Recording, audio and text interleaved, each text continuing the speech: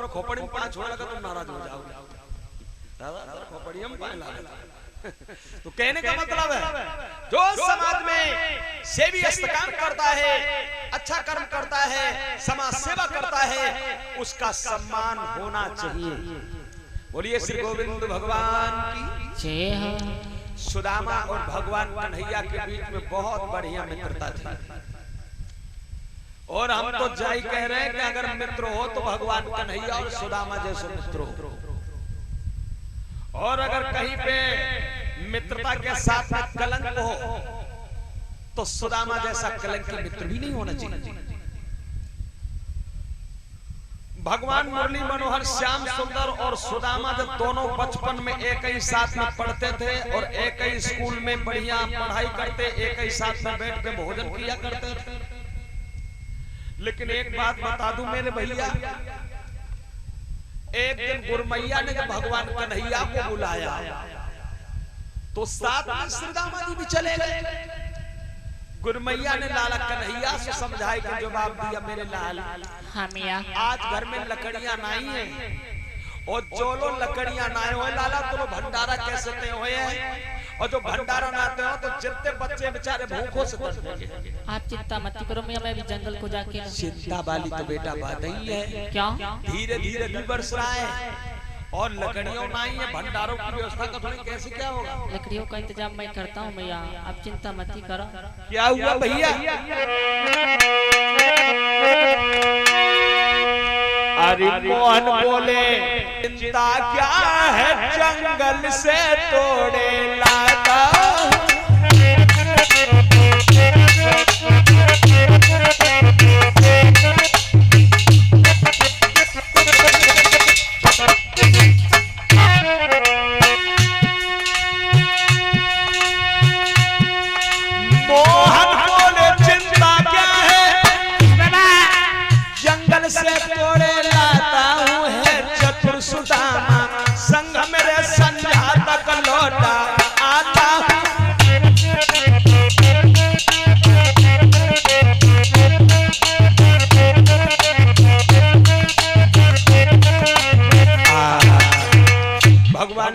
बोले सो तो चिंता मत करो मैया, आपका आशीर्वाद मेरे साथ में और मैं लकड़ियां लेने के लिए जंगल को जा रहा हूं। तो गुरमैया से भगवान कन्हैया बोले कि लकड़ियां लेने के लिए जंगल को जा रहा हूं, तो चिंता मत करो और अभी जल्दी में लौट के आ जाऊंगा। गुरमैया ने दिमाग में एक बात सोची है, लड़का है दोनों भी बारी उम्र के हैं, कोई भोजन की व्यवस्था हुई नहीं, कल भोजन किए थे बच्चों ने, और ये बच्चे जंगल को लकड़ियां लेने के लिए जाएंगे तो हो सकता है कितना उस समय हो जाए। तो गुरमैया ने सुदामा को बुलाई, ओ लाला हाँ मिया, एक काम करियो बेटा, तुम दोनों जंगल में भूखे जा रहे हो, हाँ ये थोड़े से चावल चने हम तुम्हें दे रहे हैं, दो मिया, अब ये चने ले जाओ लाला, हाँ, और जब भूख लग जाए तो दोनों भैया आपस में मिलकर चबा। क्या मां? सुदामा के पास में वो चनन की जो पोटलियां आती सब मैया ने बढ़ा दिया। अब वो पोटली को सुदामा ने अपने बगल में दबा ली। अब बगल में पोटली को दबा के आने के दादा हाँ हाँ गुरमैया ने क्या बुलाया? बुलाया तो थोड़े से चने दिए हमें। चलो देख आएगा जब भूख लगेगी दोनों लोग चबाएंगे। लकड़ियां लेने के लिए चले गए और भगवान कन्हैया को तो पेड़ पे चढ़ा दिया सुदामा जी ने। अब खुद ही नीचे लकड़ियां बीनने लगी। अब अंदाज लगा ना, वो माघ मास को भोर रात पानी पर पानी आता है और त्रिभुवन पत गुरु की सेवा में पेड़ का तले से उड़ाता है। भगवान कन्हैया ऊपर लकड़ियां तोड़ रहे और सुदामा जी लकड़ियां बीन रहे थे। कवि ने भाव दिया है कि थोड़ी समय के बाद धीरे धीरे रंग जैसी छींटें बरसात हो रही है। पूर्व बिहार को झोंका तो मारे ठंड लगने लगी, और जब ठंड लगने लगी तो सुदामा जी ने सोची बस ठंडऊ लगता है, भूख लगी है, तो क्या करें सुबह पोटरियां जो हती सो बाहर की जा में चना तो थोड़ी है, अगर कन्हैया को दे दूं तो हम भूखे रह जाएंगे, वो हम चमास कन्हैया भूखो रह जाए। दो ही लोगों को मतलब बनाया हल हो पे अकेले ही हम चबा लेते तो अच्छा रहता है। बच्चनन की पोटरियां खोली है, अब चनन की पोटरियां खोल के एकदम से सुदामा जी ने एक मुट्ठी में चना लेके और थोड़े मुंह में डाले। अब थोड़े जब मुंह में डाले तो चना कट पट की आवाज करने लगे। देखो चना बड़ा बादशाह होता है, जब मुंह में डालो कितना हो चुप्पे से भाई फोड़ो तो चुट पुट जरूर सुनाई पड़ेगा। अब जो कट पट की आवाज आई भगवान कन्हैया के कानों में आवाज पहुंची है। जो भगवान कन्हैया के कानों में आवाज पहुंची है, भगवान मुरली मनोहर श्याम सुंदर ने जवाब दिया है क्या? अरे मोहन ने कट कट शब्द सुना तो कहा भैया क्या खाता है? अरे कछु हो तनु हम कहूं दे दे भूखन दम निकला जाता है।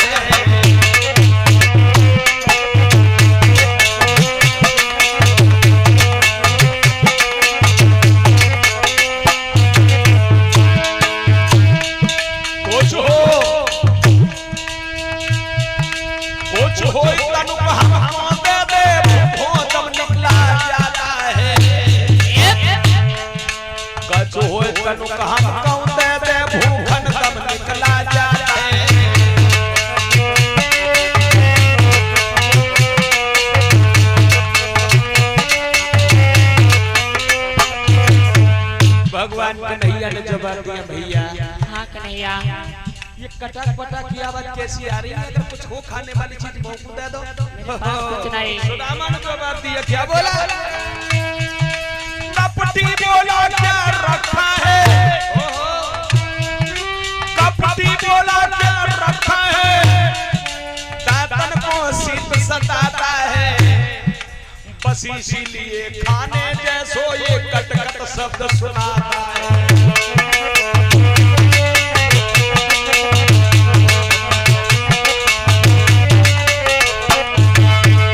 सुदामा ने जवाब दिया, क्या बात कर रहे हो?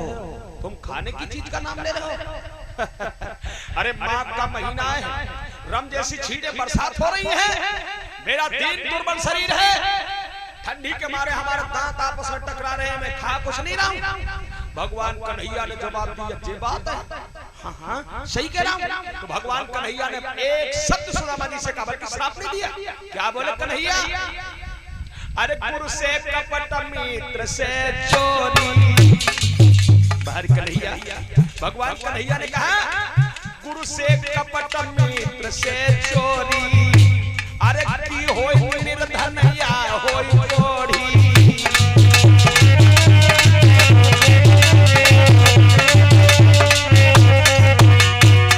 भगवान कन्हैया ने सिर्फ इतना कहा। तो दोस्तों आज के समाज में हम तुमको बस एक चीज से बहुत होशियार रहना चाहिए। कौन? कलयुग में सांच बराबर तप नहीं, झूठ बराबर पाप, जाके हृदय सांच है ताके हृदय आप। कलयुग में जो सांची के बराबर कोई तपस्या नहीं है और झूठ के बराबर कोई पाप नहीं है। हो सके तो सब लोग यही तपस्या कर लो, और इस तपस्या से बढ़ के कोई तपस्या नहीं है। देखो कथा में सुदामा चरित्र की नहीं कहना है। अभी सुदामा चरित्र की हमारे पंकज भैया कथा सुना रहे थे। भगवान कन्हैया ने श्राप दिया, उसके बाद जब सुदामा जी द्वारिकापुरी में गए, भगवान कन्हैया की शरण लिया, तो भगवान कन्हैया ने सुदामा की गरीबी का हरण भी किया। परमात्मा यदि श्रापकारी है तो परमात्मा श्राप को हरण ही करता है। हमारे और आपके शरीर से यही काया से पातक होई, और बिन भोगे बच है ना कोई। एक उदाहरण दे दो। एक गांव में एक बाबा जी भीख मांगने आए। जब बाबा जी भीख मांगने आए तो बाबा जी हर द्वार द्वार पे जाते हैं, अलग लगाते हैं। सब लोग कोई कुछ देता है, कोई कुछ देता है, कोई कुछ देता है। एक बुढ़िया माँ की रहती थी वह गांव में। जब बाबा जी आए, सो बुढ़िया न सोची जो बाबा हे भगवान यू रोज रोज भीख मांगन के लिए आता है। तो बुढ़िया के दिल में बेईमानी आ गई। उस बुढ़िया ने महात्मा को ठहरा दिया, ठहर जाओ थोड़ी देर। बाबा जी ठहर गए। उसने आटे में जहर डाल करके अब विष डाल करके 2 टिक्कर बनाई। अब 2 टिक्कर बना करके बाबा जी को दे दिया। लो बाबा जी। बाबा जी को यह नहीं पता है कि यह जहर के टिक्कर है। महात्मा जी उन टिक्करों को अपने झोली में डाल करके चले गए। परमात्मा ने कहा बाजी वाह, मेरे भक्त का इतना घोर अपमान, मेरे भक्त के प्राण लेने पर बुढ़िया लग गई। बुढ़िया का एक लड़का और एक पोता दूसरे शहर में नौकरी कर रहा था। भगवान ने सपना को प्रेरित किया है, सपना जाओ इस बुढ़िया के बेटा को और इस बुढ़िया के पोते को ऐसा सपना दे दो कि रुके नहीं, आज ही दौड़ करके आ जाए घर में। सपना हुआ कि हमारे मकान में आग लग गई है, हमारी बूढ़ी मैया जल गई है। एकदम से बेटा और बाप दोनों चल पड़े। चलते चलते सारा दिन चलते रहे। शाम का वक्त हुआ, बाबा जी के आश्रम पे आ गए। जब बाबा जी के आश्रम पे आ गए, बाप ने सोची बाबा जी से पूछ लिया जाए, अगर कोई प्रकार की आग लगी होगी या कुछ होगा तो महात्मा जी को मालूम होगा। महात्मा जी से पूछा बाबा जी, हाँ बेटा, क्या हमारे घर में आग लग गई है? ऐसा तो नहीं है बाबा जी, मैंने सपना देखा है। मैं तो सुबह ही गया था, वहाँ तो सब कुशल मंगल है। चलो कोई बात नहीं, शाम का समय हो गया। बाप बेटा दोनों ने सलाह किया कि महात्मा जी के आश्रम पे लेट जाओ, क्योंकि थका भी बहुत ज्यादा हूँ और सुबह घर में चला जाएगा। दोनों महात्मा जी के आश्रम पे ही रुक गए। जब महात्मा जी के आश्रम पे रुक गए, महात्मा बहुत दयालु था। महात्मा ने सोचा ये बासी जो टिक्कर मिले ये हम खा जाएंगे। अतिथि मेरे द्वार पे आए हैं, मेरे आश्रम पे आए हैं, तो महात्मा जी ने धर्म समझ करके वो ताजे वाले टिक्कर एक उसके लड़का को दे दिया और एक पोता को दे दिया। जब दोनों को दे दिया तो दोनों ने खाया और खाने के बाद बिस्तर लगा दिया, आराम करने लगे। जब आराम करने लग गए, अब वो तो बिस्किट टिक्कर थे और सोते ही सोते धीरे धीरे सो ही गए सदा सदा के लिए। सुबह हुआ, बाबा जी ने सोचा आश्रम का कार्य पूरा कर दूं। बाहर धार करी, स्नान ध्यान किया, पूजा आरती किया। जब ज्यादा समय हो गया, उठे नहीं दोनों, तो महात्मा जी दोनों के पास में गए, आवाज लगाई, अरे बेटा तुम अभी सो रहे हो, उठो। महात्मा जी ने जिस समय हाथ लगाई और तेज ताकत लगाई तो इधर से उलट गए, उधर चले गए। हाय हाय, बाबा जी ने देखा ये तो दोनों मर गए। महात्मा जी रोने लगे। जब महात्मा जी रोने लगे, धीरे धीरे क्षेत्र की जनता इकट्ठी होने लगी। लोग बाबा जी को दोषी ठहरा देते हैं। पुलिस वालों के पास में रपट किया, पुलिस वाले आए, महात्मा जी को हथकड़ी लग गई। और जब बाबा जी को हथकड़ी लग गई, अब लोगों ने सोचा बाजी बारे बाबा जी, हम ऐसा नहीं सोच रहे थे कि महात्मा इतना घटिया है। बुढ़िया ने सोची, लगता है हमने बाबा को जहर के टिक्कर बना के दिए थे मरने के लिए, और जब महात्मा ने कोई दूसरे को मार दिया, हम भी देखती हैं कौन मुसाफिर मर गए। तो बुढ़िया ने अपना काम कर चटपट दौड़ के आश्रम पे आई। और जिस समय आश्रम पे आई, लोगों की भीड़ को चीर करके वो बुढ़िया वहीं पहुंच गई है जहां उसका बेटा और उसका पोता मरा हुआ पड़ा है। हाय हाय, जब बुढ़िया ने अपने ही बेटा और पोता को मरा देखा तो बुढ़िया एकदम से सर पकड़ के रोने लगी। और रो करके बुढ़िया बोली है, ए सिपाहियों, ऐसे महात्मा को छोड़ दो, ये महात्मा निर्दोषी है, दोष तो हमारा है, क्योंकि हमने महात्मा जी के प्रति भाव पूरा सोच करके महात्मा जी को जहर के टिक्कर बना के दिए थे। दोस्तों, पुलिस वालों ने महात्मा जी की तो हथकड़ी छोड़ दिया और महात्मा जी की हथकड़ी छोड़ करके बुढ़िया के हाथों में हथकड़ी लगा दिए और हथकड़ी लगा कर लेके चले गए। कहने का मतलब यह हुआ कि हम और आप अगर किसी की बुराई सोचेंगे तो उससे पहले हमारा बुरा हो जाएगा। किसी कवि ने एक भजन दिया है, बड़ा प्यारा, एक लाइन बता रहा हूं।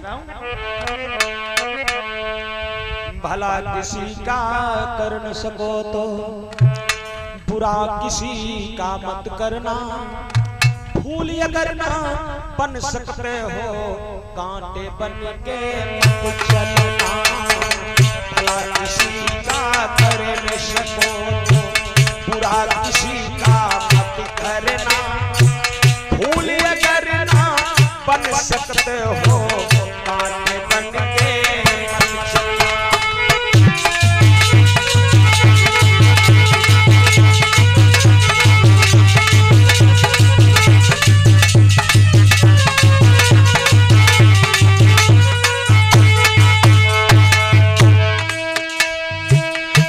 सको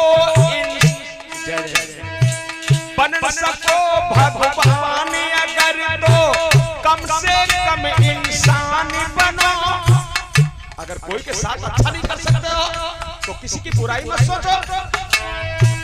बन सको भगवान अगर तो कम से कम इंसान बनो। झोपड़ियां न बसा सकते तो महल किसी का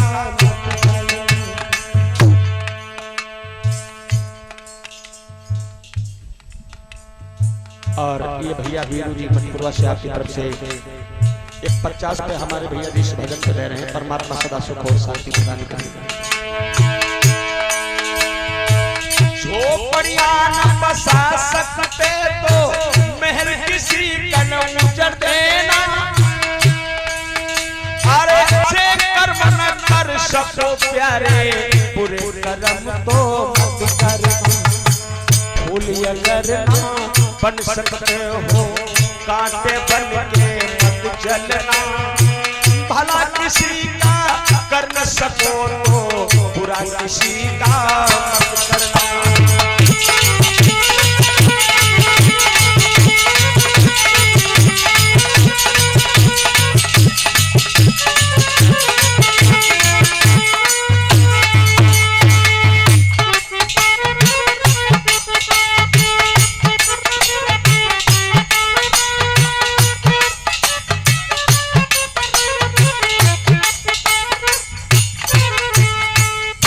गोविंद भगवान की। तो हमारे और आपके शरीर से अगर कोई पातक होता है, हमारे और आपके शरीर से अगर कोई प्रकार का किसी को हानि होती है, किसी को तकलीफ होती है, तो ये हम और आपको यहीं पे भोगना पड़ता है। लोग कहते हैं कि आज करो अगले जन्म में भोगना पड़ेगा। अगले जन्म में कुछ नहीं है, कलयुग है साहब। कलयुग में अगर हम बुरा करेंगे तो बुराई का फल तत्काल में हमें मिलेगा। अगर अच्छे कर्म करेंगे तो हमें अच्छाई का फल तत्काल में मिलेगा। बोलिए श्री गोविंद भगवान की जय हो। जिन्होंने 4 वेद 6 शास्त्र 18 पुराणों की रचना किया है, भगवान वेद व्यास, बहुत ही सुंदर भगवान वेद व्यास ने भाव दिया है। ये भागवत कथा क्यों सुनी जाती है? महाराज परीक्षित को श्राप लगा था। श्राप क्यों लगा था? राजा परीक्षित जब जंगल को शिकार खेलने गया था तो राजा परीक्षित को कलयुग ने आके दर्शन दिया। और जब कलयुग ने आके दर्शन, महाराज परीक्षित ने अपने हाथ में तलवार उठा लिया और तलवार लेके राजा परीक्षित बोला, हम हिंदू धर्म के सम्राट हैं, अपनी आंखों से गौ का वध नहीं देख सकता हूं, और जिसने इस गैया के ऊपर हाथ उठाई है मैंने संकल्प किया उसकी भुजा को तोड़ दूंगा। वो गैया और कोई नहीं थी, वो पृथ्वी माँ जी थी। महाराज परीक्षित के सामने कलयुग आ गया। कलयुग बोला, सरकार बुरा हमने नहीं किया है, संसार में हम 4 भाई थे, हमारे 3 भाई राजभोग करके चले गए, मैं सबसे छोटा भाई हूँ और सबसे छोटा भ्रात होने के नाते से अब इस समय यहाँ का राजतंत्र भोगने के लिए मैं आया हुआ हूँ। मेरा नाम कलयुग है। महाराज परीक्षित ने जवाब दिया, कलयुग बहुत अधर्मी है, बहुत अन्यायी है। सतयुग द्वापर और त्रेता में संत महापुरुष विद्वान ब्राह्मण ये सब भगवान का भजन करते थे, यज्ञ करते थे, किसी को कोई प्रकार का दुख नहीं होता था। और तूने आते ही ब्राह्मण और गए इनके ऊपर हाथ उठा दिया। हाय हाय, कलयुग हाथ जोड़ के बोलो, महाराज तुम जब तो हमें बुरा समझ रहे हो तो हम बुरे नहीं हैं। राजा परीक्षित बोले, बुरे तो ही हो। कलयुग बोला, ना ना ना, तुम्हारी समझ में फर्क है। हम और हमारे अपेक्षा हमारे 3 भाई जो मर गए उनकी अपेक्षा में बहुत सुंदर हूँ। राजा परीक्षित बोले, कितना सुंदर है? तो कलयुग अपने मुंह से बखान कर रहा है। क्या बखान कर रहा है? कि सतयुग त्रेता और द्वापर में सर्प पटक पटक मर जाते थे और कोई लाख बरस तक योग करे न हर के दर्शन पाते थे।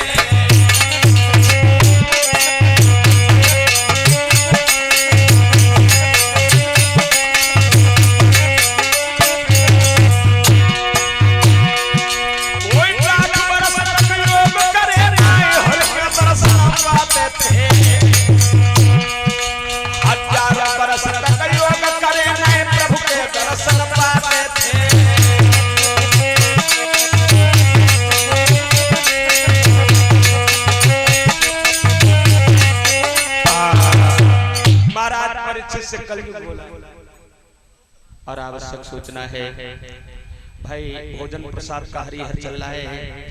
हम अपनी माता और बहनों से भैया लोगों से निवेदन करूंगा कि कुछ थोड़े थोड़े लोग जाकर के भोजन प्रसाद भी ग्रहण करते रहो और भोजन प्रसाद के साथ साथ कथा भी श्रवण करते रहो। धन्य भगवान की कृपा होगी।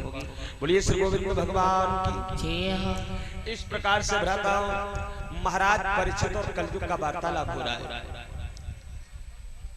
तो महाराज परीक्षित ने कलयुग से एक बात कही, हे कलयुग देवता, एक बात का आप हमें जवाब दीजिए। तो कलयुग बोला क्या? बोले संसार में महत्वपूर्ण क्या है?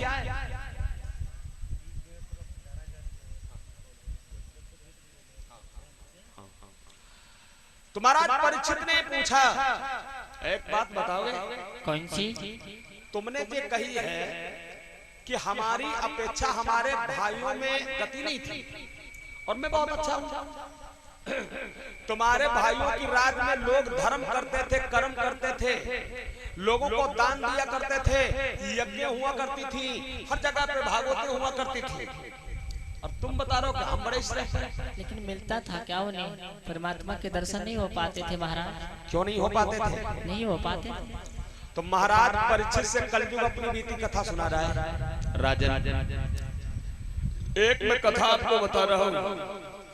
हमारे भारत देश में बहुत बड़े महात्मा हुए हैं, जिन महात्मा जी का नाम था चमन ऋषि। महाराज चमन ऋषि ने एक बार समाधि लगाई और समाधि लगा करके भगवान की तपस्या करने लग गए। सांस को खींच करके इन्होंने ब्रह्मांड पे चढ़ा लिया, और जब सांस को खींच के ब्रह्मांड पे चढ़ा लिया तो चमन ऋषि महात्मा को 50,000 वर्ष बीत गया और ये समाधि लगा करके और ध्यान मगन बैठे।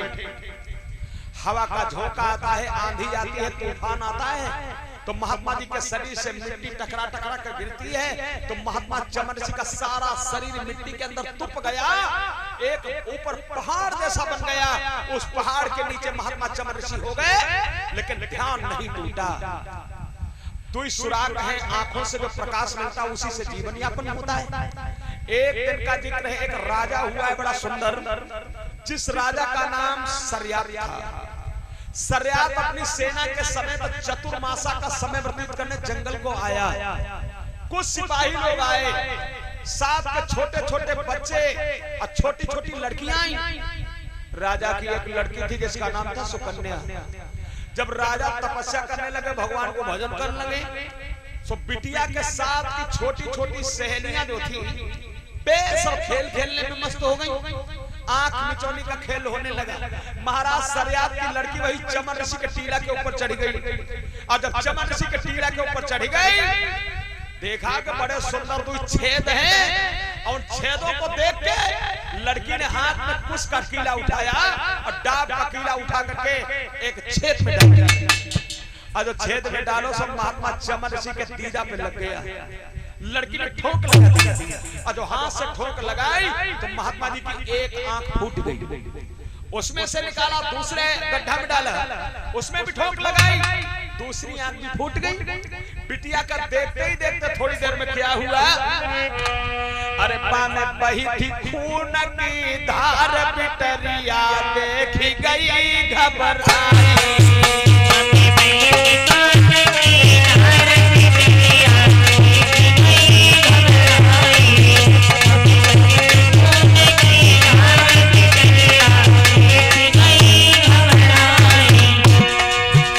धीरे धीरे अगर छेदन से खून गिरने लगा।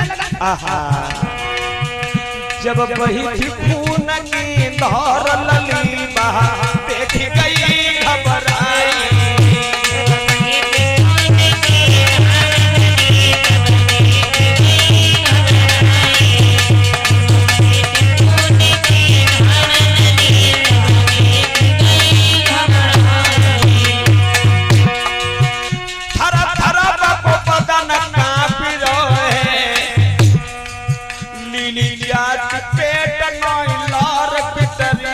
बहुत गई घबराई।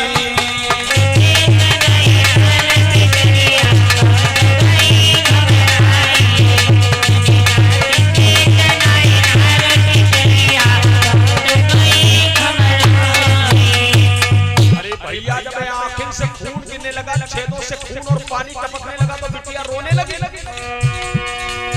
बाबा माथ पकड़ के रोई रही।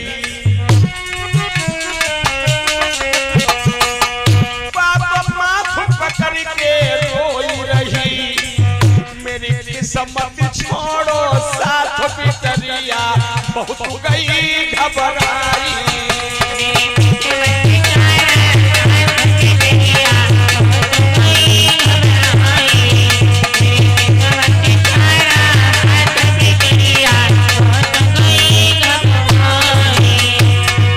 थोड़ी देर के बाद काबा लड़की ने देखा सब संग की सहेली आई गई है। लड़कियां आई और लड़कियों ने बाकी बाह पकड़ ली और बाह पकड़ के बोली दीदी तुम पागल हो गई हो। सब बाह पकड़ समझा रही है तू पागल हुई गई बहन नीर कहे आँख न रही बहाई।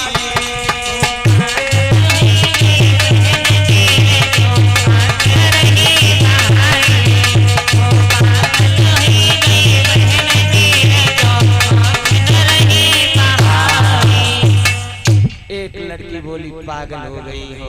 हाँ क्यों रो रही हो? रोने की तो बात ही हो गई दीदी। क्या हुआ? मैंने छेदों में डाब डाली और इसमें से खून पानी निकला। हट पगली, अरे कोई जंगली जानवर होगा जो जंगली जानवर के डाब लग गई सोई खून बह रहा ताकि लगता है तुम मरी जाता है। हम जाने कोई तू ही जाने। जब बात यहाँ और तो कोई देखा था ना। लेकिन मैं सोचती मुझसे पाप हो गया। और पगली पाप, अरे ये तो वही करता है। जान में पाप नहीं किया, अनजान में कीला डाल दिया, कोई बात नहीं। हम तेरे पापा से ना बताएं। चलो चलो चलो चलो। लड़कियां उसे धीरज देके और अंदर लेके चली गई। और जब बिटरिया गुफा में लेके गई, भगवान ने सोची हमारे भक्त की आंखें फोड़ दिया इस लड़की ने। और आंखें फोड़ने के बाद इसे लड़कियों ने समझा करके इसे वतन पे ले गई। अब क्या होगा? परमात्मा को क्रोध हुआ और जब भगवान को क्रोध हुआ तो भगवान ने सोचा ये तो लड़की है मासूम, लड़की को सताने से कुछ नहीं मिलेगा। हाँ, ये जिस बाप की लड़की है इसके बाप को मैं दंड दूंगा। तो बाप को दंड क्या हुआ? वो तो राजा था। देखते ही देखते भगवान की कछु ऐसी कृपा हुई, महाराज सरयाद की सारी प्रजा में तूफान की भांति से बीमारी में घेरा डाल दिया। अब कैसी बीमारी बनी गई? लोग बैठे तो बैठे ही पेट से तड़पने लगे। कोई इधर चिल्ला के भग रहा है, कोई उधर से भग रहा है, और कोई पेट पकड़ के रो रहा है तो कोई माथ पकड़ के रो रहा है। महाराज सरयाद ने कहा, मंत्री जी महाराज, देखो हमारी प्रजा में कौन सी बीमारी आ गई है, लोग बहुत परेशान है, रो रहे हैं, इसका मतलब क्या है? अभी पूछता हूँ, अभी देखता हूँ। भैया मोटे, तुम्हें कौन सी परेशान है? क्या बता रहा है? पेट फूला, गैस बन रही, गैस बन रही है। इसका कोई और इलाज नहीं है। बढ़िया सुंदर कोई उपाय करो, कोई बढ़िया बढ़िया अच्छे वैद्यों को बुलाओ, उनका इलाज करवाओ। क्या महाराज? वैद्यों को बुलवाया, वैद्यों ने इलाज किया और जितना ही इलाज होता है उतना ही बीमारी बढ़ रही है। राजा सरयाद ने सोचा इसका मतलब है बीमारी साधारण नहीं है, हमें लगता है कोई देवता का कोप है।